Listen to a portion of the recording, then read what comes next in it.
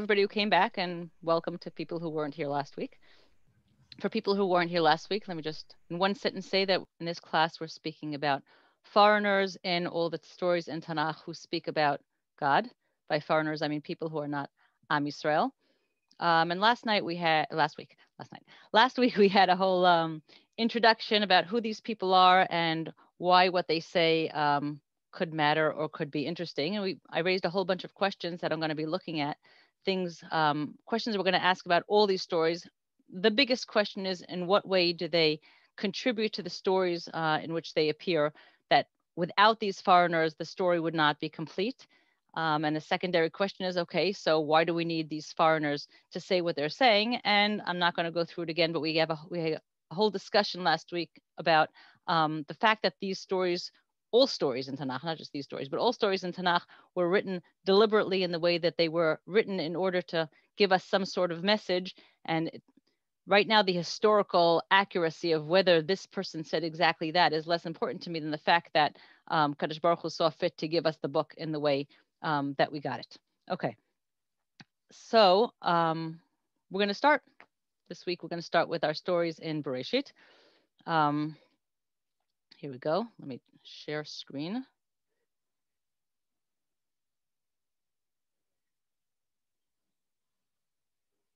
Okay. Wait, go away. Okay, I didn't mean to do that. Okay, so make believe you didn't see that. And if we had to divide Bereshit into, let's say, a few main chunks. All right, so you already saw the first one, right? The first one, I'm going to pretend that you didn't see it, but the first one is creation stories, right? First 11 prakim of Bereshit are all about Briat Ha'olam and the first stories and the first people and the first happenings and the first everything, okay?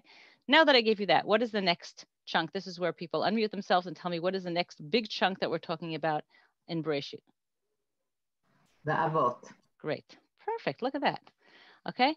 The Avot stories, right? Avram, Yitzchak, Yaakov is all, we're going to talk in a minute about what that's about. And the last big chunk in Bereshit would be? Am Yisrael. Okay, they're not actually, we're going to talk about this. Mishpachat Yisrael. Mishpachat Yisrael, okay? What is more normally called the Yosef stories, the Joseph stories, right? They're not actually called technically Am Yisrael. Who's the first person who calls them Am Yisrael, or where's the first place that they're called Am Yisrael? This is actually interesting for our topic. Paro. Yeah, so the first time they're called Am Yisrael is by Paro, right? In Sefer Shmot, I'm Yisrael Rav Mimenu. Okay, so these are the three main chunks of stories that we have in Bereshit. All right, now let's think how God is presented. Let me retract. Not God has presented. Okay, what is the main message of each of these stories? What is the main thing that is happening? If you had to pare it down to a half a sentence or 2-3 words, what is the main thing that we are supposed to get from the creation stories? Why did Tanakh give us the creation stories? So that we will learn that. Any ideas?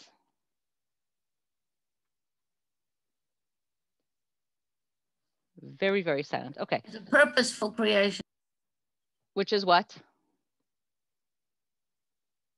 If you know that, you're going to put a lot of philosophers out of business. Okay, I think one of the things, somebody's underwater. God created the world. Right. Okay, and that is important because I think from God created the world, we can learn that God is not only the creator of the world, but God, I think the important part for my personal perspective is God is the God of the world before Am Yisrael came upon the scene, right? Because we know that in ancient history, the ancient Near East certainly, every nation had their own God, their own deity, and that he was responsible for them. And by the mere fact that the same God that created the world is later segueing into the Avot stories and the Yosef stories shows us that Am Yisrael, that Kadosh Baruch Hu is the God of the world, regardless of whether or not Am Yisrael is on the scene. Okay, he's the God of the whole world. He's the God of nature. He created the world. He created the Goyim. He's in charge of what's happening in general. Then we get to the Avot stories. Okay, and God is obviously he made a particular pact with Abraham and his family. That's great. What happens throughout the Avot stories? Bigadol. What would you say is one good theme that comes up, or one main theme that comes up in the Avot stories? 2 points if you hit what I was thinking of. God is particular. Okay, what does that mean, God is particular? What do you mean by that? He was focusing in on one person, on one family, on one nation to do it really on the level that he wanted it done. Great. And I'm going to take that a half a step further, and I'm going to call it pruning the line. Okay, because not only does he pick Abraham, all right, but Abraham has two kids. Well, later he has a bunch more. But let's focus on the two kids that are the main stories, right? He has Ishmael and he has Yitzchak. And Ishmael kind of falls by the wayside because we're focusing on the Yitzchak branch, right? And then Yitzchak has Esav and Yaakov, and we're getting rid of the Esav, and we're focusing on the Yaakov branch. And then Yaakov has a whole bunch of kids, and maybe the question is raised whether or not Yosef is kicking out the rest of them or not. I don't know, but I think there's a focus, it's kind of like a funnel, right? In which we're pruning until we get to the family, which turns out to be Yaakov and not Yosef. That from there, everybody on is Am Yisrael. Okay. And what do we say about the Yosef stories? I think Yosef stories, certainly more than the Avot stories, shows us that God works through history. And I'll tell you what I mean by that. In the Avot stories, we have direct revelation by Kadosh Baruch Hu, right? God speaks to Avraham, and God speaks to Yitzchak, and God speaks to Yaakov, and God tells him to do this and to not worry about that, and I'll bless you with this, and he makes it very clear that God is the one who's doing stuff, who's carrying out history as he sees fit. In the Yosef stories, I think it is very less clear because, first of all, I don't know if anybody ever noticed this, but God never talks to Yosef. There is never any galut. There's never any direct dream in which Vayomer Hashem el Yosef or by any of those. Okay, God does not speak to Yosef at all. What Yosef sees in history, and what we would see in history if we did not have Yosef explaining it for us, is what I would call the CNN view, right? If you just look at what's out of your window, you will see stuff happening, right? That's history. But you may interpret it in different ways, okay? You could just have a simple cause and effect, right? Something happens, and then the next thing just automatically, so to speak, happens after that. Or you can have a different spin on it, where the different spin will say something is causing this to happen. And I think Yosef, again and again, emphasizes the fact that nothing is random. Nothing just happened to be that way. The brothers didn't send him down to Egypt because they thought it lira'ah, or maybe they did think lira'ah, but there's a force behind that caused this to happen. Okay, God somehow manipulated history so that even though people had free will to do what they wanted, eventually that free will is going to somehow turn into the realization of God's plans. Okay, the reason I'm bringing these three issues is because these three issues, which are I think very nicely exemplified in these three chunks of Bereshit, are going to be with us for all our stories for the entire year. I think almost all of the stories are going to have at least one of these elements in which the message that the foreigner is going to be, that the author is going to be telling us through the words of the foreigner is going to be one of these things. Either, listen, God is not only God of Israel, he's actually the God of everybody because he is the only God. That's one message that we're going to get a lot. A second message, which is going to be especially in Bereshit, or only in Bereshit, is the pruning of the line. Let's see who gets in and who gets out and why. We're going to see that especially in the Hagar stories. And the third one, God works through history, that's going to carry us way through till the end of Bayit Sheni. Okay, so those are the three things. Good. All right. FSGs, for those who were not here last week or were here and don't remember, FSGs is my abbreviation for foreigners who speak of God. It's just easier to call it FSGs. You could think of MSG or anything, but FSG is just easier than keep saying foreigners who speak of God in biblical narrative. Okay, so we're talking about FSGs. We have 5 such foreigners in Bereshit, as you could see, Malkit Zedek, Hagar, Avimelech. Actually, Hagar also has 2 stories. Avimelech has 2 separate stories. Lavan has 2 separate stories, and Paro, the good Paro, the Yosef Paro, right? At the end of Bereshit. What about Eliezer? Doesn't Eliezer speak of God also? Hold on a second. I want to see who said that. Who said that? I did. I can't. Well, I don't know who I did because I can't with the thing get everybody on my screen. Whoever he is, thank you for your question. First of all, I would like to at this point raise my little flag and say I don't know who this Eliezer is that you're speaking of. I don't remember any Eliezer being mentioned. I think you're referring to Eved Avraham, right? And if you are referring to Eved Avraham, then Eved Avraham is going to come up later in the Lavan stories, right? Because Eved Avraham is there when, and speaks of God actually a lot when he goes to Lavan to bargain to get Rivka. However, as we discussed last week when we were talking about who is in and who is out and who's a foreigner, who isn't, I said that I'm going to be treating this Eved as a non-foreigner, because even though he's not the direct descendant of Avram in any way, he's ben Beito, right? He was, Avram even says Yoreshoti ben Beiti, if that's the same bite. No, don't be sorry. That's a good question, because we have a few of these foreigners. That's an excellent question. We have a few of these foreigners that are very iffy, okay? And we're going to focus on the ones that are not iffy, okay? You will find, I don't remember which, there's one of our Mefarshim who says that actually he was a foreigner. That's great, but I don't think the story presents him as one. Right? As far as the story, he's a representative of Avraham. So as far as we're concerned, we're ignoring. If you come up with any of the other ones that I missed, please feel free. Okay, I'm looking for those. All right. So here we start our journey with Malkit Zedek. Okay, Malkit Zedek. Before we go on to see the story, what can we tell about Malkit Zedek just from his name? Now, there are no right answers. Okay, there's just your guess is as good as mine answer. So Yalla, what can you think? What can Malkit Zedek be? What can you glean from the fact that he's called Malkit Zedek? Because once again, and I'm going to say this, I hope not too many times to drive you crazy, but I'm going to treat the text as if it's perfect, okay? As if everything that is written, is certainly in the Torah, is deliberate and gives us some sort of something. There's nothing extra and there's nothing missing, all right? So if we have a character called Malkit Zedek, I need to know something about him. All right, go. He's righteous. He's righteous. How do you know that? I even recognize Dvara without saying you. Hi, Dvara. What do you mean by righteous? Help me out here. People. He's what? He's decent to people. He's decent to people. How do you know that? Because that's what tzidkus is. Okay. So you are assuming that because he is called Malkit Zedek, then he is a tzaddik person. Right? In those days, yeah. In those days, yeah. Well, do you think his mother called him Malkit Zedek when he was born? I don't know. All right.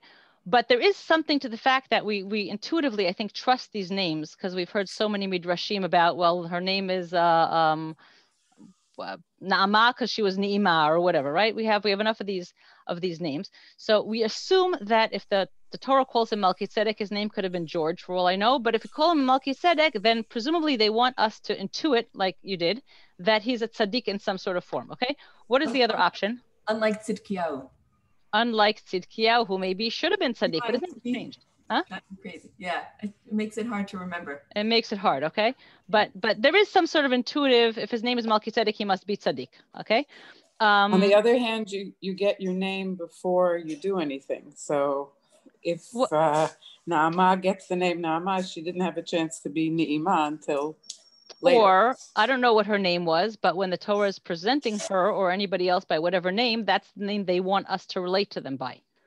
Right. So could be that her name was Georgette, I don't know. But when we hear about her, her name is Naama because that is what either people started calling her after she became Ni'ima, or I don't know what her name was, but for the author's interaction with us, the reader, that is how they want to present her. So one option is that the author wants to tell us that Malkit Zedek was a tzaddik king. Tzaddik, well, king, right? Because he's a Malkit Zedek, he's not just Tzedek or Tzidkiyahu. Another option that can come out of this name, what else could he be if he's not, if Tzedek, it does not mean righteous? He thinks a lot of himself. Okay, how'd you get that? Because it says Malki Zedek, like I'm the king for myself and I'm I think Malki, I'm not sure how that works linguistically, because I think Malki is either my king is Tzaddik, right? Or the king of Tzedek. But if we move away from that Tzedek, the other option that I'm going for, which maybe is, for example, we're going to meet a character in Shoftim whose name is Adoni Bezek.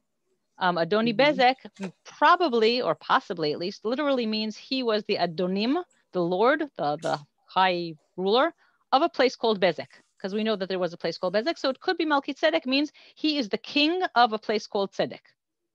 Okay?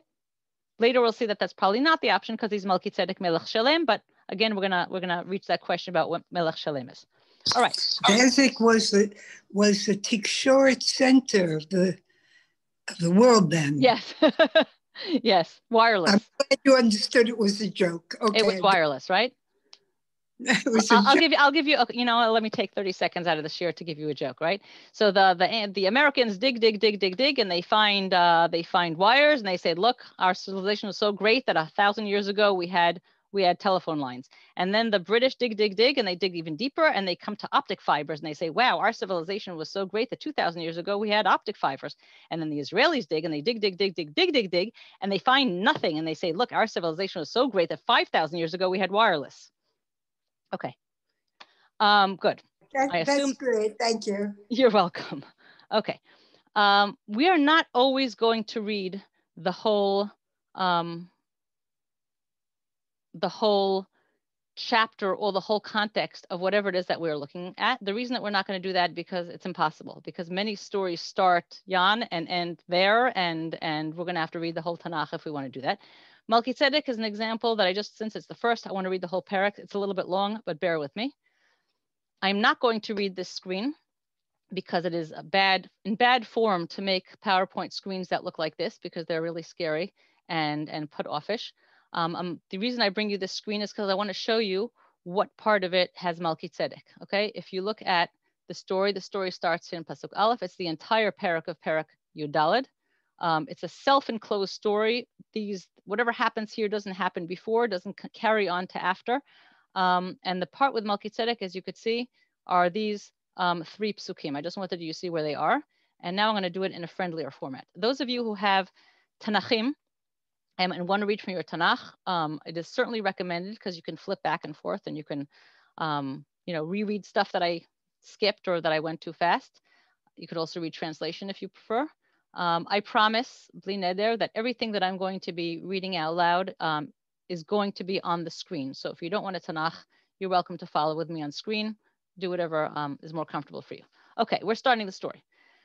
Vahi bimei Amraphel melech Shinar, in the days of Amraphel, the king of Shinar. Shinar from a different context later, earlier, sorry, in Migdal Bavel. We know that Shinar is in Bavel. So it's somewhere, eastern Mesopotamia. Arioch melech Elasar, you have these kings, Arioch and Kedar Laomer melech Elam and Tidal melech Goyim. You have 4 kings here. Asu milchama, they declared war upon Bera melech Sdom, Birsha melech Amorah, Shinav melech Adma, Shem Ever melech Tzvei, melech Bela Hitzor. Okay, so you have a whole bunch of kings, 4 kings making waging war against 5 kings. World War I. This is literally World War I. It's the biggest event back then. If we were talking about names, right, we say, what do we intuit? If you want to look at Sdom v'Amorah, we know how much Tanakh loves Sdom v'Amorah, even though nothing yet happened at this point in Sdom v'Amorah. But the king of Sdom, I don't know how do I make I don't know how to make the pointer thing here. I do know how to make the pointer thing. I'm going to find it. Here we go. Look at that. The king of Sdom is called Bera, and the king of Amorah is called Birsha. All right, so for those of you who like names meaning something, you already have something against these kings of Bera and Birsha, right? So they make this war. Okay, whoop, sorry. I didn't mean to do that. I don't know how to get it back. Gimel. So the eastern kings came and congregated near Yam HaMelach. So either they were taxed and ruled and in some way beholden to these kings, to Kedar Laomer for 12 years, and then they rebelled for 13 years, or more likely they rebelled in the 13th year. And in the 14th year, because they rebelled, the big strong kings came and fought against them. Kedar Laomer melachim asher ito v'yaku et Rephaim. Trying to get rid of my marker. V'yaku et Rephaim b'ashtarot karnaim v'tazuzim bahem beham v'ta'imim b'shaveh kiryatayim v'tachori b'haram seir ad el paran asher al hamidbar v'yashuv v'yavo el en mishpat yikadesh v'yaku et kol sdei amalaki v'gam et ha'emorei yoshev b'chatzron tamar. I'm not going to translate all that. It is a description of the war. The 4 kings came and they beat these guys, and they beat that guys, and they beat the others, and they sat here and they fought there, and they did this and they did that. I think one of the things, does anybody have anything to say about that? Like, about these 7 psukim that we just read? Does that seem strange to you in any way? Or is it like we've read it so many times in Parsha that it just kind of flows? Why is it included? Why is it What's included? the important? Let's say we wanted to have the background for the story, and we could have said something like "Vayhi b'mei Amrafel vayachrizu milchama al whatever," and this is what happened. We usually don't get such a long background, right? And it's such a long background that doesn't really have what to do with our story. Hopefully, if somebody reminds me, we have time at the end, we're going to get back to why I think there's such a long background here. But let's just get the feel for the fact that it's not really what we'd expect from Tanakh, which is so concise with words. Vayitzer melech Sodom umelech Amora umelech Adma umelech Tzvoim umelech Bela. The 5 kings came out to meet them. V'yarchu ita milchama be'emek hasidim. Okay, so they gave us the name of the place where the war took place. It's called Emek Hasidim. Just keep that in mind. Et kedar, who did they fight? Et kedar la'omer melech Elam v'tidal melech Goyim v'amrafel melech Shinar v'arioch melech Asar arba melachim et chamisha. Again and again and again, repetitions which we're really not used to in Chumash. Be'emek Hasidim be'erot chimar. We know that now. If you go to Yam HaMelech, you see all these zirut bol anim, right? V'yanusu melech Sodom v'amora v'yiplu shama. They fell into the bol anim. V'nisharim hera nasu. So the defenders, the 5 kings who were defenders, fell. Some of them fell into these bol anim next to Yam HaMelech, into these deep holes that were there, and the rest of them ran away to the mountains, retreated. Vayikchu et kol rechush Sodom v'amora, presumably the winners. They took all of the loot that they found. Ve'et kol ochlam ve'elechu. They took everything and they left. Vayikchu, in addition, this is important for our part of the story. This is our angle. Vayikchu et Lot ve'et rechusho ben achi Avram ve'elechu v'hu yoshev b'Sodom. Okay, so they also took Lot. And we learn 3 things about Lot in Pasuk Yud Bet. We learned the fact that besides Lot, they also took his belongings. We learned that Lot is important because he is Avram's nephew. And we also learned that Lot lived in Sodom at the time. As the outcome of the war, Vayavo Palit, there's always somebody left, otherwise we wouldn't know about this story. So this is one of the people who ran away from the scene and was able to bring the news. Vayavo Palit v'yaged la'Avraham ha'ivri, v'hu shochen be'elonei Mamre ha'emori achi Eshkol v'achi Einar v'hem ba'alei Brit Avram. So he came to wherever Avram was living at the time, in Elonei Mamre. We were sitting with his 3 friends, Eshkol, Aner, Mamre. Vayishma Avram ki nishba achiv, and Avram heard that here he's called his brother, family, right? So he heard that he was taken hostage. Vayarak et chanichav yelidei beito 18 u'shloshmot vayirdof adan. Okay, now's the time that I'd like to see people and tell me what you think about this 318 people, right? He took 318 people, vayirdof adan. Anybody heard anything about that? All of you heard the Midrash. You have not heard the Midrash. Okay, so the Midrash says 318 is the number of people that he took to fight these 4 mighty kings. The other Midrash says that it's the gematria of Eliezer, right? Because he didn't take everybody, he took Eliezer. I usually don't like dealing with Midrashim, but I think this one is actually fantastic. Why would the Midrash say that? If it says clearly that he took 318 people, and 300, we talked last week about how numbers are not precise and how numbers could just mean a big number or could just mean something. And here they're giving us a very precise number, 318. Why would the Midrash go and turn that 318 into a gematria, which means just Eliezer?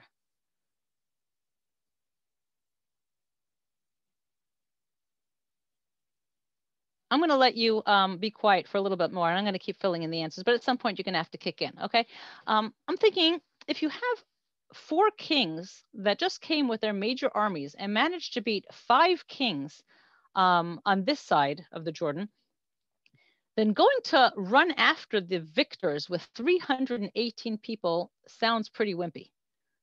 That's all he had, I guess, but it's setting up for the Avram's eventual victory is going to be so much more, so much more glorious, amazing, whatever, because he only had 318 people at his disposal. And if you take that 318 people and you turn it into the one man Eliezer, and you say, well, it was just Avram and Eliezer who went, and they eventually beat these 4 kings and managed to take back all of the stolen stuff and all of the hostages, then that's even a greater victory.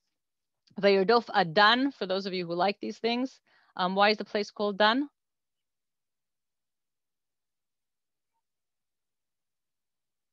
Somebody, anybody, unmute yourself. Tell me what Dan is. Din. Does it have to do with din? I'm just taking a guess. Well, it says Dan. Din would be interesting. That would be a cute thing.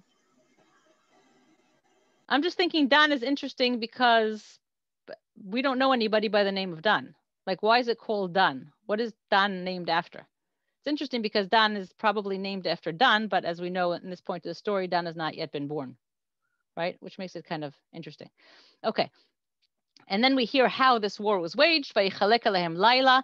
Avram and either Eliezer or his little small troop of 318, they went all the way up north, and they split into like a 2-pronged attack. Yichalek alehem laila at night. Hu va'avada v'yakem v'yirdafhem ad chova. Asher mismol ledamesek. Small in Tanakh is north. We have Avram telling Lot, im teimin asmila v'im asmol alimina.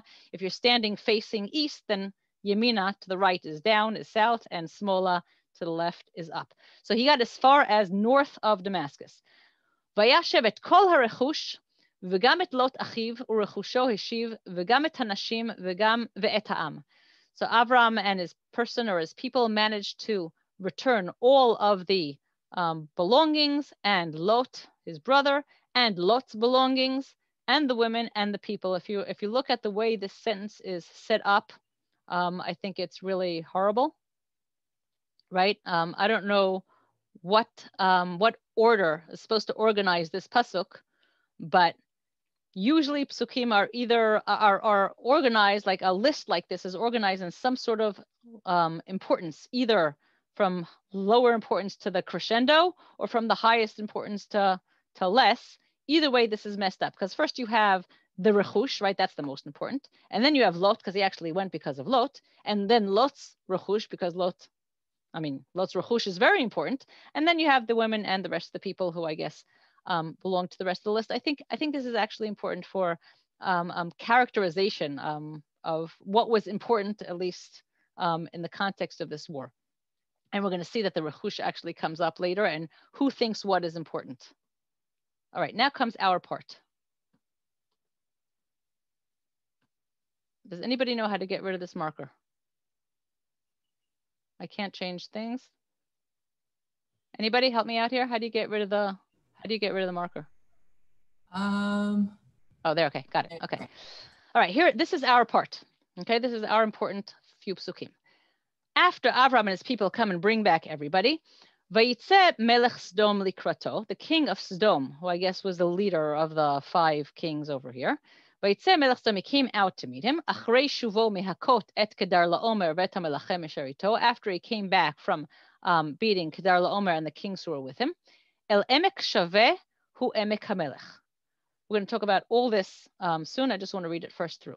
They come to a place called Emek Shaveh, which the author is telling us Emek Shaveh is also called or known as Emek HaMelech. Malkit Zedek Melech Shalem hotzi lechem v'yain v'hu kohen le'el elyon. I'm not going to explain any of this because that's what our whole shir is about. That's what we're going to get into. Vayivarcheu v'yomar Baruch Avram le'el elyon koneh shamayim va'aretz uVaruch el elyon asher migen tzarecha biyadecha vayiten lo ma'aser mikol. Let me just translate. Malkit Zedek, the king of Shalem, brought out bread and wine, and he is a priest to something called El Elyon. And he blessed him and he said, Baruch Avram le'el elyon, the maker or the owner, but it's probably the maker of Shamayim Va'aretz, of heavens and earth. And Baruch El Elyon, who loosely translated, helped you win this war. And he gave him a maaser, he gave him a tithe or a tenth of everything. Vayomer Melech Sdom el Avraham, and Melech Sdom said to Avram, Ten li hanefesh v'harechush kach lach. Give me the people and you take the stuff. Vayomer Avram melech Sdom, Avram responds, Harimoti yadi el Hashem el elyon koneh shamayim va'aretz. Avram swears in the name of Hashem el elyon koneh shamayim va'aretz. Im michut v'ad tzrochnal, v'imikach mikol asher lach. I will not take so much as a string or a shoelace or anything that belongs to you. So you shall not say, Ani he'esharti et Avram. I'm the one who made Avram rich. Biladai, rak asher achlu hanarim v'chelek ha'anashim asher elchu iti, einar eshkol mamreh hem yilku chatam. Only the whatever it is that my people, the ones who came with me, they ate, or their share, they're going to get their share. I'm not going to take anything. Okay. Now, I just want to quickly go over the last three slides that we did again, from Vayavo Palit, from when they came to tell Avram about what happened, okay, through Malkit Zedek, and then Avram's response, okay?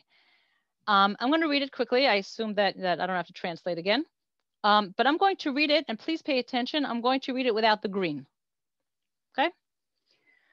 ויבוא פליט ויגיד לאברהם העברי והוא שוכן באלוני ממרא האמורי אחי אשכול ואחי עינר והם בעלי ברית אברהם. וישמע אברהם כי נשבע אחיו וירק את חניכי ילידי ביתו 18,300 וירדוף עד דן. ויחלק עליהם לילה הוא ועבדיו וירקם וירדיפם עד חובה אשר משמאל לדמשק. וישב את כל הרכוש וגם את לוט אחיו ורכושו השיב וגם את הנשים ואת העם. ויצא מלך סדום לקראתו אחרי שובו מהכות את קדר לעומר ואת המלכים אשר איתו אל עמק שווה הוא עמק המלך. ויאמר מלך סדום אל אברהם, תן לי הנפש והרכוש כך לך. ויאמר אברהם אל מלך סדום, הרימותי ידי אל השם אל עליון קונה שמה וארץ, עם איכות ועד צרוכנל, ואם אקח מכל אשר לך ולא תמר, אני השארתי אברהם, just give my people their stuff, and that's the end of the parak. Okay? Which brings the question, why do we need this? Right? If we look at this story, and I'm leaving the screen on for a second, but I want to see you also. If I look at the story flows, and that's why I showed you the beginning of the screen with the horrible screen with the whole parak, right? The story is a very long story, which is uncharacteristically full of details about a war that is not our war. It could have been concise to one pasuk or two. The angle that's important to us is this last half of the parak, where Avram goes and he saves Lot, and he saves all the stuff, and he comes back and he brings this back to where it belongs, and the king of Sodom comes out and tells him, let's have this deal, and Avram says no. You could have the whole story without Malkit Zedek. Agreed? No, No. Go ahead. because Malkit Zedek has agency here because he and Avram are on the same page. He and Avram on the same Page. Okay, which means? That they both have the same God. Okay, well, we're going to get to whether or not they both have the same God in a minute, but let's say they both have the same God. Can you read the story without it? Does the story make sense without it? Yeah. The story makes sense that many modern scholars will tell you that, you know, those with the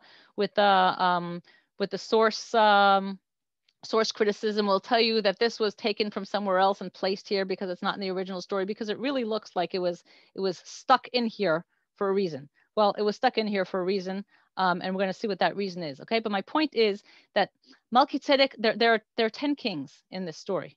There are 9 kings, 5 and 4. Malkit Zedek is the 10th, right? He's the Mashlim, he's the Shalem, but he doesn't appear in the story before. He's not part of this war. He has not, like, we'd expect Melech Sodom to come out and bring Lechem V'yayin. Here, you returned all my people, you returned all my stuff. We'd expect the thank you to come out from Melech Sodom. And instead of that, we have this king who we had not heard of before. He's the one who's bringing out the Lechem V'yayin. He's the one who's making the statement to Avram, thanking him and blessing him and whatever. And then it carries back on to Melech Sodom, all right? What I was talking about before, what I called the CNN view, okay? I'm just going to skip to the punchline here. Malkit Zedek is giving us the non-CNN view. He's giving us the interpretation. If we just read the story without Malkit Zedek, and we're going to get to this at the end, we will have a description of the war, a description of the post-war, where Avram goes, and he comes back, and they deal with the rechush, and they deal with how to split up the booty, and that's the end of the story, right? Malkit Zedek is the voice here that tells us, wait a minute, let's hear what happened and why it happened, all right? And what Malkit Zedek is saying, and we're going to get to it in a minute, he is saying, God is the one who gave you this victory. And this is the first time that any of what we spoke before of God being the God of history, this is the first time in Tanakh that we have such mention of, here is a historical event. You cannot see this God. You do not have even a nevuah beforehand that says that God says to Avram, don't fear, go out to war, I will give you this victory. You don't have that. All you have is the dry description of the war. And then you have Malkit Zedek playing the role of the Navi or the narrator or the somebody who's telling us, the reader, actually, this is what happened. And I want to look at how this is done. Okay. These are our 3 psukim. And let's look at them now closer and see what things are unclear that we have to figure out what they are. All right. ומלכי צדק מלך שלם הוציא לחם ויין, והוא כהן לאל עליון. Do we have anything here that is not totally clear that we need to figure out? Anybody? Or we understand this completely? I don't understand any of it. Great. What part don't you understand? Perfect. What does it mean, Melech Shalem? Okay. He was Shalem with himself, with you, with me. First of all, what is Melech Shalem, right? If we said before Malkit Zedek is a Melech of Tzedek, maybe, right? Does Melech Shalem mean he's whole? Does it mean he's perfect? Does it mean that he's a Melech of a place called Shalem? Shalem was not mentioned in the story before. Maybe it gives us the connotation of Yerushalayim, right? Some commentators will tell you that this is a later story written in Yemei David HaMelech and is supposed to justify the fact that the good people come from Yerushalayim and that's a holy city, whatever. I don't know, all right? But we don't know what Melech Shalem is. But it certainly adds to the picture of Melech Tzedek and Melech Shalem. Whoever this person is, this Malkit Zedek person, he's certainly set up by the author of the story as you know, in glowing colors, right? Even if even that's not what it means, that's the feeling it's giving us. Okay. Right. What's the next thing you don't understand? Hotzi lechem v'yayin. Okay. When does somebody motzi lechem v'yayin? Well, usually if he wants to celebrate, I guess. Okay. Something. So one way is to celebrate. Another way, I didn't bring it here, but we have a few times in Tanakh where you have warriors coming back from war and people who are on their side will bring them refreshments, right?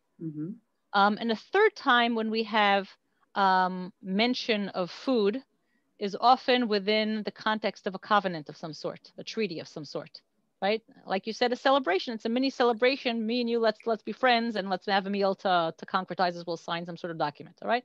So we're going to get to that because that's important too. Anything else in Pasuk Yudchet? I think the biggest question. What does it mean, V'hu Kohen leKel Elyon? Okay, what is the problem with that? Is he? Avram is the only Jew that we know, right? Yeah, right. Who is this El Elyon? I mean, if Malkit Zedek is presented as a positive person, they're not going to say, and the most positive person in this story happens to be a pagan, right? They're not going to say that. You can't say that. That's dissonance, right? On the other hand, he can't be anything else if we're making such a big deal about Avram being the chosen one and God has a covenant only with Avram and Avram is the beginning of our line and whatever. Who is this Malkit Zedek person who happens to be not only a chosen, he's a Kohen Le'el Elyon? Like, what does that mean? Right? Yeah. We all agree that this is a big problem? Okay. Yes. We're going to get to all this. Next, Pasuk Yutet. Vayivarcheu vayomar Baruch Avram Le'el Elyon Koneh Shamayim Va'aretz. What I want to look at here is, what does it mean when one character in Tanakh says to another, Baruch X Le God? How can you be blessed to a God? What does that mean literally? Okay. And similarly, what does it mean to bless a God? Okay. And then one more problem that we have in this last pasuk. Many of you don't realize it. Well, he's Koneh Shamayim Va'aretz, whoever El Elyon is, whether or not you think God is our God, or whether or not God you think is Elyon, which means like the greatest God of the pantheon, Zeus, right? You're going to think that he's the king of heaven and earth, the God of heaven and earth. But I'm looking in Pasuk Kaf, and I think many of you don't realize it's a problem just because many of you are so sure of the answer. Like, it's obvious. Maser. Where's Go the on. maser come from? That's good. What is the maser? But that's part of our question. The bigger question is, I think, and I don't think anybody ever noticed this. Who gave whom? Who gave whom maser mikol? Aha. That's a cool question, no? All right. Yeah. Good. All right. So we're going to start doing, we're going to look at these things. I'm not going to look at Melech Shalem. I think that I don't know what Melech Shalem is. I think that all the people who talk about Melech Shalem don't know what it is either. Again, some people say it's Yerushalayim. Some people say it's a way to characterize Malkit Zedek as better. Melech Shalem does not come up anywhere else. Indeed, Malkit Zedek only comes up one other time in all of Tanakh in Tehillim, where it's not really clear why they're. I think there it's more of a descriptive, like they're talking about Malchei Yehuda as they're a Melech Tzedek. This is a real anomaly. So nobody knows what Malkit Zedek is, and nobody knows Melech Shalem is. I want to actually start with the middle one, with the Baruch Avram Le'el Elyon one. Unless people have questions. Any questions till now? Okay.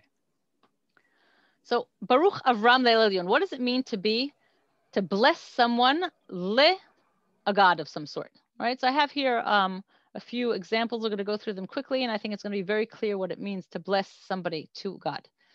In Sefer Shoftim, at the end of Sefer Shoftim, you have Pesel Micha, the story of Pesel Micha. You don't need to know the story, just the short of it here.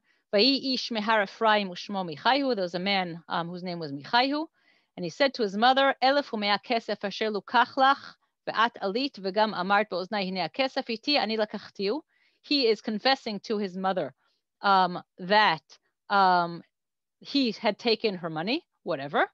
V'tomer imo baruch b'ni laHashem. Now, she's not thanking him, right? He just confessed that he did something not particularly nice.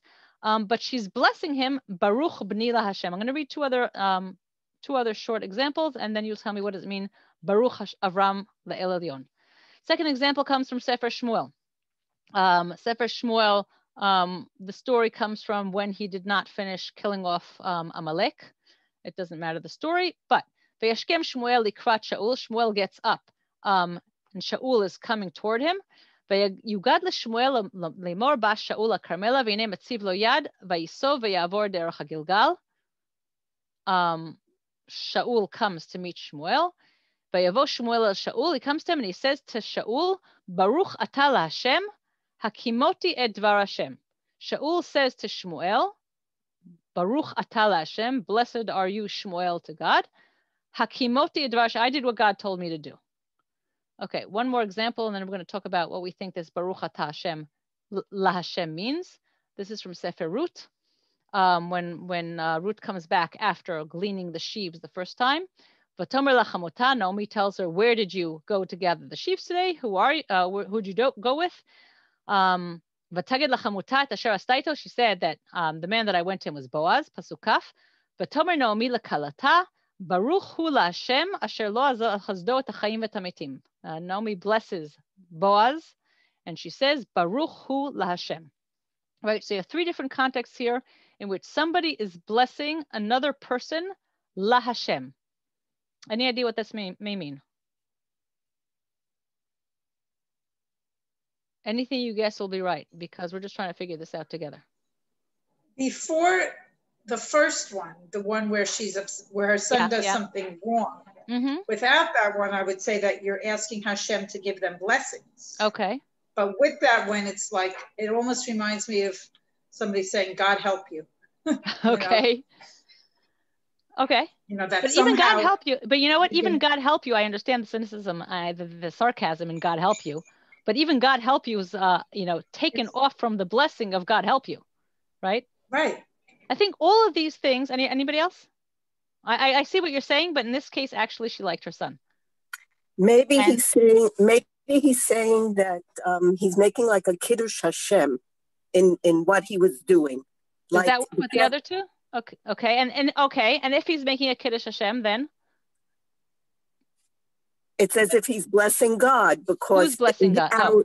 It's as if, let's say, Malkit Zedek Got it. is saying, Forget about Malkit Zedek for a minute. If you look at these three examples, let me just follow what you're saying because it's very interesting. You're saying in the action that the blessed person has done, they have committed some sort of Kiddush Hashem, like and you're glorifying God. You're glorifying God. Okay, that's really interesting. Okay, let me just get back to the. I'll tell you why. Let me just get back to the Shoftim in a second, Paula. I think if you look at the, I didn't really get into the detail, but if you look at Pasuk Bet, at alit v'gam amart boznai, he's saying you had made this curse, and she, I think, is countering the curse by saying Baruch B'ni Hashem. I like the idea of you're making a Kiddush Hashem. I think, and if you go back to Avram, then what does it mean if you say to Avram, Baruch Avram le'elyon, you have committed a Kiddush Hashem by beating these four kings? In what way is that a Kiddush Hashem? First of all, it's showing that the odds that Avram would win against these other kings, there were so many, and he only had 318. And he's showing that his God is that's the weak point in your argument. It's great. But the weak point in your argument is that why wouldn't we look at this and say, wow, Avram is such a great warrior. In what way does this become a Kiddush Hashem? I think that's the point of this whole part, right? Because you'd expect them, Avram coming back with his 318 people and they won, right? So this glorifies Avram immensely. Doesn't Avram say that it's Hashem who did it? Do you want me to go back? I'll go back. Avram nowhere goes and says anything to Hashem, which is the whole point of the story. The fact that he refuses to benefit from any of the spoils. That's later. But first of all, that's later. And second of all, he still doesn't say that God helped him. He's just swearing in the name of God, I'm not taking, you won't tell me that you made me rich. I made myself rich. What do you mean you made me rich? Avram is nowhere crediting God in this story. Doesn't he know Nava as the weird guy who believed in only one God? Who? Avram. Okay. So therefore, first of all, it doesn't say that anywhere. Okay, this is all stuff that we can gather from learning and from midrashim and for whatever. We don't know that from the story. Nowhere does it say that Avram believes only in one God. Okay, let's take that as a given because we are nice from Jews. It doesn't say that anywhere. Certainly not in this first story. If I looked again at what I call the CNN view, what happened here is Avram went to fight a war. He won the war. He refused to bow down to the king of Sodom and say, we're buddies. I won this war. I'm going to decide whatever I want. You're not going to give me any stuff because you're not doing me any favors, right? And I'm swearing by my God that I'm not taking any of your stuff. That's all that's happening here. I mean, if you see otherwise, then please fill me in. But as far as I could tell, that's all that's happening here. Let me just go back to our screen. All right. So I like actually, I want to use both of those things that you said. Paula said, Baruch B'ni Hashem is kind of like a blessing, right? And I would say the blessing is something like, may God bless you, right? Either in the first case, because you need to be blessed because otherwise you would be cursed. Ellen, yes. Ellen. Yeah, I want to ask, it's interesting for me that I never saw this story. I've read Bereshit a million times. It's easy to skip because it's very boring and incomprehensible. So when you read it, you just kind of skip it. No, I get that, but I've read with teachers also many times. So what I'm asking is, I try to understand how my great-grandparents in Poland and Russia were advised. I try to understand their behavior towards the horrible overlord, Christian overlord, and the Cossacks. So I see this. I mean, this is a digression, and I could be wrong. That's why I'm saying it out loud. I want to be corrected if it's completely off the wall. So I'm saying, this is a story of stand up to them and God will be with you if you're righteous. And that was exactly what we shouldn't have done in the Ukraine and Poland. So maybe that's one reason why it hasn't been, I think it hasn't been a story emphasized. That's interesting. That's interesting. You're saying that, well, since obviously we're supposed to look at all of these stories as lessons for life and how we're supposed to live our own lives, right? What you're saying is, here's a story of a Jew who said, you know, you can't beat me up, I'm going to beat you up back. And this is, and maybe in certain parts of history, you're supposed to lay low, and therefore this was not taught. Right. And isn't there a halacha, don't do anything that endangers your life? There's also, and that's why, if somebody's endangering somebody else's life, you can kill them. Right now, he went after him when he had taken Lot and people. I thought that in the marriage in Poland was the marriage in the ghetto, Warsaw ghetto, was like delayed by the rabbis, because one of the reasons was not that we wouldn't win or not that we wouldn't make a good statement, but that this was against halacha and wasn't time yet. You know, I think that is a fascinating. I think this is a fascinating digression. I think it has to do with halacha. I think it has to do with history. I think it has to do with a whole bunch of other I'll stuff. back off now. But no, it's fascinating. But you know what? Let's finish this story, right? And then think about it and think how in what way this would apply. Okay. Okay. Thank you. Bye. Okay. Thank you. I'm over and out. Okay. All right. Let's go back to Baruch. So I want to take the two things that were said also by Paula and also by Deborah. I think Baruch B'ni Hashem can also mean I'm blessing you in the name of God, but I can't speak in the name of God. So I'm essentially asking God to bless you, right? And the second thing is to say what you have, maybe you merit this blessing because you have done something which is a Kiddush Hashem. Both of those work. If we say that, then Baruch Avram Leil Elyon Koneh Shamayim Ba'aretz, Malkit Zedek is essentially saying, I wish that God will bless you, Avram, because of what you did or for whatever other reason. All right. I actually very much like the reason that you have done a Kiddush Hashem or you have done something good. So you are to be blessed. Okay. So when we say Baruch La Hashem, Baruch X La Hashem, we're saying, I wish that God will bless X. If that's the case, then what does Baruch El Elyon mean? Because if you're saying Baruch El Elyon, if Baruch means I wish that God will bless the subject, I certainly don't have the power to bless, in the name of God. And I'm not going to ask God to bless God. So what does Baruch El Elyon mean in this context? Blessed is God. Okay. Who's blessing God? The speaker. Okay. Do you have the power to, that brings up the question of what does it mean to bless, right? Because in the previous section, we saw that Baruch blessing a person, wish that God will bless the subject, means that God should give him health, long life, whatever you want, bless him in some way, making him blessed. I don't think that I have the ability to bless God. We're using bless in two different meanings. Praising. If you look, praising. Okay. So I'm going to get to the praising. Okay. Let's not go through all these examples, but I have I have several examples here, as you see, where you say Baruch God Asher, right? We're saying blessed is God that did so and so, right? Let's just read a few of them. If we're talking about Eved Avraham, right? He says Baruch in Pasuk of Zayin here. He says, Baruch Hashem Elohei Adoni Avraham, Asher lo azav chazdo v'amito. But God is blessed because he did so and so, or in all of them, right? God is blessed because Baruch Hashem Elohei Israel, Asher that shlachech hayom hazalikrati. So I think you're right, Deborah. I think Baruch Hashem, as opposed to the previous one that we're asking God to bless the subject for whatever reason, Baruch Hashem means praise. Okay, so we have Malkit Zedek as opposed to Avram, who did not, like we would have expected, made some sort of statement, theological statement that attributes his victory to God. Malkit Zedek is the voice in this story that does that.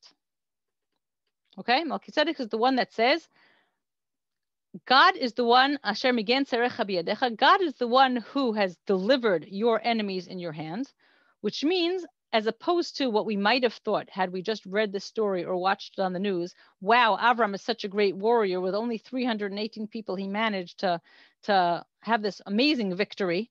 Melchizedek is saying, wait a minute, you are blessed. God has blessed you with this victory. God is the one who delivered these people in your hands, right? Totally and exclusively, I think, attributing the victory in this war to God. Okay, so he's the theological explanation of God is the God of history, which we would not have if we would have taken out that point, right? If we had taken out those few psukim and we came with a totally clean, we don't know anything about Tanakh theology mind, and we just would have read the story without those 3 Melchizedek psukim, we would have thought, well, just like, you know, let me get back to why I think this story is written as extensively as it is. I think that the story as it is written, as long as it is, with the repetitions of names and again the names and who they fought against and they rebelled and look at them and they won all this booty and they took back the booty, and it's very, very reminiscent of how other ancient Near Eastern literature was written. You have a lot of these king this of Bavel and king that of Egypt and king that of Ashur and whatever, and how wonderful they are. And they waged war and they had these odds and they came with all their might and they won and they took all the stuff. And if you look at all those other examples, all of them are totally glorifying the king. Sometimes they will say, and their God sent them on this mission, but all of these writings, steels, inscriptions, whatever they are, they all glorify the human king for being so amazing, usually also for being very, very aggressive and what's it called, sadistic and horrible, but praising the strength of these people. And without the Malkit Zedek 3 psukim, which I think is the added benefit of the Tanakh view of these kind of ancient wars, is saying, okay, you had a war, and okay, the great man Avram in this case won, and you know, whatever. But the story is not as complete unless you realize what happened behind the curtain. And Malkit Zedek is giving us this is what happened behind the scenes. Okay, it's a war like any other war, except in our case, we want to stress the fact that it is God who gave us this victory. Yes, Ellen. So it's like we learned that what's the last king? I forgot his name right now. Malkit Zedek? No, the last king in the Book of Kings, the one who didn't, the one who after the war did not praise God. No, I'm sorry. I had it in my head and I was going to say it so clearly. But no. Yes, yeah. Hiskiel. The king who did not sing the praises of God. Hiskiel. Yeah, he's not the last. Hiskiel, right. And towards the end. That Hiskiel did not sing the praises of God. He just didn't. He didn't go into the temple and thank God after the war was won. And that's why, oy, oy, oy, what happened. And here is so much earlier, this Malkit Zedek doing what Hiskiel was supposed to do so much later that it's kind of amazing. So it's an example that a goy is setting. And that's why this what do you think it means? Him. What do you think it means that they're putting the goy? That's a very important point. What do you think why is it important that the goy do this? Why not Avram? We are learning from outside our own community. Okay. Would this That's story have thing. been any worse than Avram said it? I don't really know what it means, you know. Okay. But No, I'm going to go with that. Good. That's great. I just want to point out in parenthesis, by the way, that the fact that what happened after Hiskiel was because he didn't sing the praises, that's a midrash. Okay? It doesn't say that explicitly in the psukim. That's a midrash. Wow, I thought building on stuff like this. The midrash is exactly. I thought it was a fact, like how much salt to add to the No, I'm saying it. I'm just in parentheses pointing out that okay. Thank you. It's exactly referring to something like this, and this is the point where I can ask you, all of you, okay, why is this story better because Malkit Zedek says this and not Avram? In what way is it? Like, you understand what I'm saying? The same in other stories we have I don't know, we have Ehud saying stuff like, we have Yoshua saying that, we have Moshe saying stuff. Why in this story do we not have Avram? Why is it important to have the foreigner say it? I think it shows that God is for everyone and everyone has opportunity. But here, God is not for everyone. God is for Avram. God gave Avram the victory, not everyone. If Avram would have said it, it would have been like, he knows he's going to get something, so he might as well say nice things. But Malkit Zedek has nothing to gain by it. Okay. So first of all, you're saying like he has self-interest, right? But even more than the self-interest, I think he is the choir, right? He is we'd expect him to say it, right? He's Avram. It's not as convincing if somebody who already so has the covenant with God and believes in God and has this relationship say, well, my God is great and did all this stuff. If you have somebody from the outside, particularly somebody who at this point in the story, let's bracket El Elyon for a second, but at this point in the story cannot be an Israelite because Avram is the only Jew here. And you have somebody like that recognizing that Avram's God is the God who did this, then that, I think, really emphasizes the point that this is not just what you see on the news, that there is some sort of force moving history that's controlling the outcome. Okay, we're going to tie this all together. I hope I'm going to manage it today, but let's move on and see how far we get. All right. Baruch El Elyon Asher migen tzarecha beyadecha, we did. Okay, he's crediting God with giving Avram the victory. Vayiten lo maaser mikol. Now comes a big question of who gave whom maaser mikol. Let's look at the evidence. Here are these psukim. You have the last three psukim. I gave you the three Malkit Zedek psukim that we just looked at. And I'm giving you also the conversation that Avram had afterwards with Melech Sodom. This is actually a fun puzzle. How do we figure out? We're looking right now at this. We're looking right now at this. Look how lovely I did that. All right. How do we figure out who gave whom maaser mikol?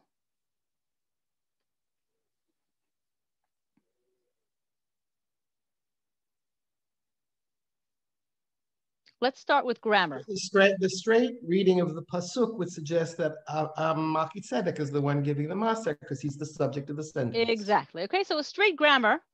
Malkit Zedek brought out bread and wine. Malkit Zedek blessed Avram. Malkit Zedek said Baruch El Elyon she blessed God, and Malkit Zedek gave Avram maaser mikol. Right? That's one option, which is grammar. Interestingly enough, most of our mefarshim will go that way. Most of modern scholarship, or almost all of modern scholarship, will go the other way and say, no, it's actually Avram who gave Malkit Zedek the maaser. Can we glean any more like that? That was a good evidence-based ta'ana. Let's see if you can come up with any others. What else would give us some sort of a hint as to who gave whom? Well, traditionally, maaser is given to the Kohen. Okay, right. It's the word maaser. The word itself is a something that is given to a Kohen, right?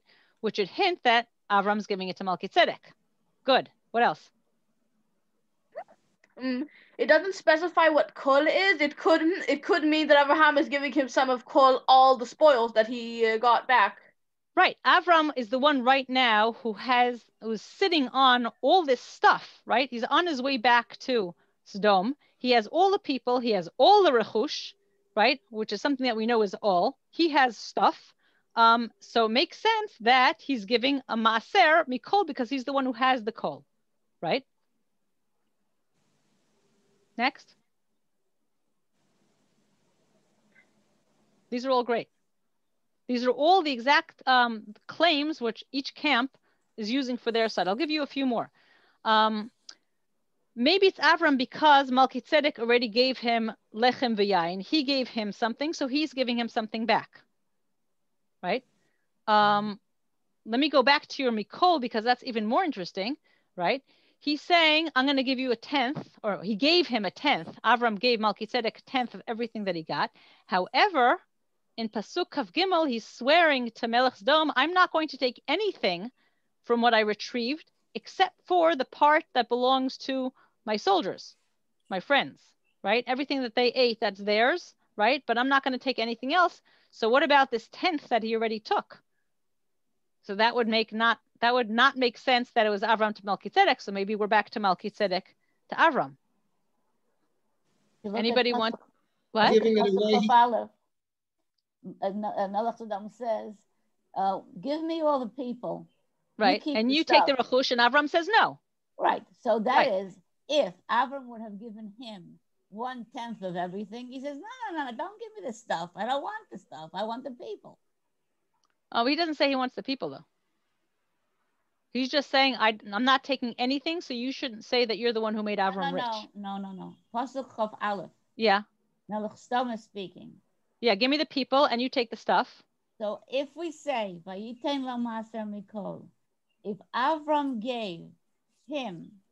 Avram gave Malkit Zedek. Oh, the Melech Sodom is speaking instead of... Right. I see. Okay, sorry. Okay, no, it's fine. Does anybody want... Yeah? It's not so persuasive because at this point, Avram is in control of it all. Right. Like netto bruto. He's in charge of it all. So he can give Maser at this point. He certainly, it's not going to enrich him. So the argument that I don't want to take anything, I don't want you to say it will enrich me is irrelevant. So you're saying he gave already Malkit Zedek, and that counts because that's not making Avram rich. And after that, he's not taking anything else. Right? Yeah. Okay. So that's another claim for Avram gave Malkit Zedek. Right? But again, we're stuck with the, and that would fit with the Maser being towards a Kohen, right? That would not fit with the language of, it's the continuation of Pasuk Kaf, right? I think it's ambiguous. I think you can lean one way or the other, but I think it's ambiguous. I think, and we're going to get to back the ambiguity also at the end. But I think somebody gave somebody a maser. That's clear, right? And I think what the author is going to try to was telling us this, and I'm going to come back to this so many times in so many of the examples when we have ambiguity that we can't be for sure. You can't be certain what it is that the pasuk is trying to tell us. I think the ambiguity is there on purpose. I think we're supposed to say, well, maybe he gave him, well, maybe he gave him. And I think that the two ways to read that are either, let's read it both ways. Okay, what does it mean if Avram gave him? Well, it means that he was in charge of everything and he's not gaining anything from it. And he's treating Kohen like a Kohen, right? Or we could say Malkit Zedek gave it to him, and then it works with the pasuk, and here he is enriching Avram even more, and maybe he's reaching out to give him some sort of covenant or something. I don't know. So one way is to read both ways, and the other way, which I think in this case works better, is to say it doesn't matter. What they're trying to say is there is some sort of relationship in which there's a transfer of stuff from one to the other, which again can hint at some sort of friendship, covenant. It means that Avram is having a positive relationship with Malkit Zedek, which contrasts, I think, really with King of Sodom, who says, I'm not taking anything of yours, right? I don't want anything to do with you. I don't want anybody to say later you had some sort of effect on me. He's totally distancing himself from the King of Sodom, as opposed to Malkit Zedek, where I think you could see some sort of positive relationship. Was that convincing? No voice. All right, we have 4 minutes. Let's see if we can wrap this up. Now comes a big question. Who is El Elyon? Let's see where El Elyon is. We're going to skip Pasuk Kaf Aleph here because Melech Sodom is stuck in the middle of this. Okay. I want to look at 2 psukim of what Malkit Zedek says and Avram's oath to King of Sodom. Here, in Yutet, Malkit Zedek says, Baruch Avram la'el elyon koneh shamayim va'aretz. That is what he's calling this God who he's blessing Avram to. Ubaruch El Elyon, and then he's praising this El Elyon who helped win the war, or who won the war for Avram. When Avram speaks to King of Sodom, he says, Harimoti adi El Hashem El Elyon koneh shamayim va'aretz. In other words, he's using the same expression that Malkit Zedek uses here, only he's adding Hashem. I'm going to actually do the speaking here because we're running out of time. El, quote, El, right? The letters El, the name El, was known as an ancient Canaanite god. It doesn't necessarily mean God, like deity, like the word Elohim means. It was the actual physical name, like our God is Yud-Kei Vav-Kei. The name of the god of Canaan was El, right? We know that. El Elyon, and this is a little bit more complicated. The word Elyon obviously means the highest, right? So most translations will translate this as blessed God, blessed is Avram to the greatest God, or to the Lord on high, or to the most high God, or something like that. That works, right? Elyon, some say Elyon is another name for a Canaanite god. We're not going to get into this theology. I just want to point out this pasuk in Parshat Ha'azinu. Banchel Elyon goim ba'afrido bnei adam. When Elyon separated the nations, we're talking about last week's parsha, right after Migdal Bavel. Ba'afrido bnei adam, when he separated the peoples. Yatzev gvulot amim. He gave all the nations borders, lemispar bnei Israel, and for the people of bnei Israel, ki chelek Hashem amo, Yaakov chelek nachato. The part of Hashem, Yud Kei Vav Kei, was Yaakov, bnei Israel. We are God's people. All right. Some people, I'm not, the goyim will say that there was a God called Elyon. Elyon gave out portioned all the nations to all the different borders. Each one had their own God, and Israel's God was Yud Kei Vav Kei. All right, we're not going to go down that path. But we still have to figure out here, if when Avram is saying Hashem El Elyon, is he agreeing with Malkit Zedek and saying, yes, El Elyon koneh shamayim va'aretz, I also swear by El Elyon koneh shamayim va'aretz, because I have a relationship with this El Elyon koneh shamayim, I also know his personal name, Yud Kei Vav Kei, and so I'm going to emphasize that I'm speaking about Hashem, who is the same El Elyon koneh shamayim. We actually have the same God. You know the God Most High. I know the God Most High. I happen to have his name. That's one option. The other option is Malkit Zedek is saying El Elyon koneh shamayim va'aretz, and Avram is saying, oh, you think you know him? You're El Elyon koneh. He is not El Elyon. Hashem is El Elyon koneh shamayim va'aretz. Yud Kei Vav Kei. That is who is the real God is. Okay. We agree that these could be both readings. Anybody? All buddies. Yeah, it just makes a huge difference because it makes a huge difference, right? Okay, it makes a huge difference because in one case, Malkit Zedek is clearly a pagan who has his own God, and that's not our God. And the other case, can I have 2 more minutes? In the other case, they're having the same God, just Avram happens to have a personal relationship, and they're friends, right? Huge difference. Okay, now can anybody tell me very quickly if there's any way of knowing exactly which is the right answer here? Can it be determined based on the psukim?